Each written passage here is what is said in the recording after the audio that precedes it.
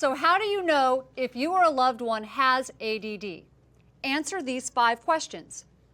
Do you have a short attention span? Unless you are really interested. Are you easily distracted? Do you struggle with organization? Do you tend to procrastinate? And do you get yourself into hot water by saying or doing stupid things? If you answered yes to 3 or more, and these symptoms interfere with your life, you may have ADD. Let's talk about each of these symptoms in more detail. A short attention span is the hallmark symptom of ADD, but it is not short attention span for everything. People with ADD typically have trouble with regular, routine, everyday attention, such as for homework, paperwork, or chores. A great question to help diagnose ADD is how long does it take to do a half an hour of homework or a typical chore? If it's longer than an hour, think ADD. But what confuses most people is that people with ADD can usually pay attention just fine for things that are new, novel, highly interesting, stimulating, or frightening. Researchers have found that people who have ADD have low levels of the stress hormone adrenaline. We often think of ADD as adrenaline deficit disorder because people with ADD can focus really well with stress or excitement, but not that well without it. What medications do doctors typically prescribe for ADD? Stimulants. Without proper treatment, people with ADD find ways to stimulate themselves. That's one of the reasons they're often thrill seekers. What rational person would do that and love scary movies? Have you ever asked yourself why we needed both The Dawn and The Night of the Living Dead? Many people with ADD also love driving fast and a good argument. We've actually seen ADD kids get addicted to their parents' anger. It stimulates them on an unconscious level.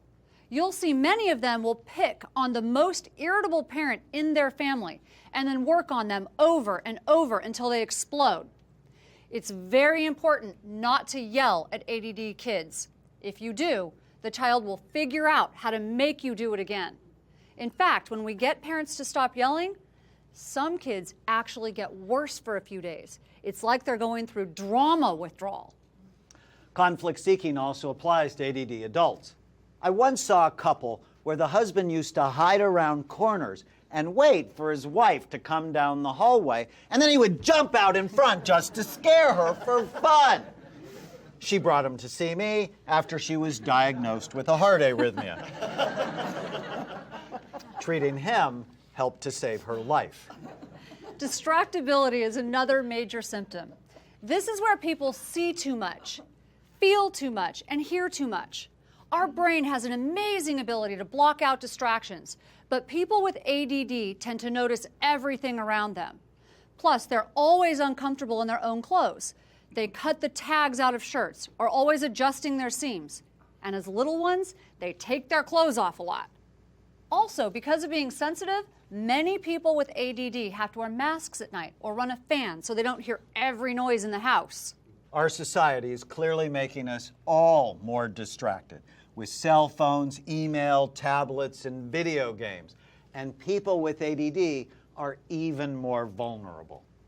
Disorganization is another common trait in those with ADD, especially for their space and being on time. From early in life, their personal space tends to be a mess, especially if you look in their rooms, closets, purses, and book bags. Bosses and spouses often complain about it, and I've received many letters from wives writing about their ADD husbands. He'll tell you he's organized, but I'm enclosing a picture of his office. What do you think? People with ADD also tend to be late, which can drive others crazy. In fact, many people with ADD do not start getting ready until they are late. They need the, oh my God, I'm late, adrenaline rush to get moving. People with ADD often have poor follow-through and really struggle with procrastination. They will do something only as long as there is intense interest, then drop it. Even though they've known about term papers or projects for months, they often won't start until the last minute. It's almost like they need a deadline or someone to be mad at them before they can get started. Unfortunately, this puts them and those that rely on them under chronic stress. Many people with ADD also struggle with impulse control. They often do things without thinking of the consequences, such as spending money they don't have, gorging on too much food, flirting with people they shouldn't flirt with, or saying stupid things, and then they hate themselves later. Let me show you something. This is the prefrontal cortex. It is called the brain's supervisor or CEO because it's involved with forethought, judgment, planning, and impulse control. When this part of the brain is low in activity, which is the most common research finding in ADD, people don't supervise themselves very well, which can get them into a lot of hot water. In the same way, many people with ADD take what we call a crisis management approach to their lives. Drama and conflict tends to follow them, and it seems that they almost unconsciously set it up. Relationship patterns are a tip-off. If you know someone who falls in love a lot, but then fights and breaks up over and over, think ADD.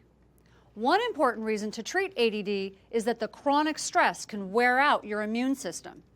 People who have it go to the doctor 3 times more than others for being sick.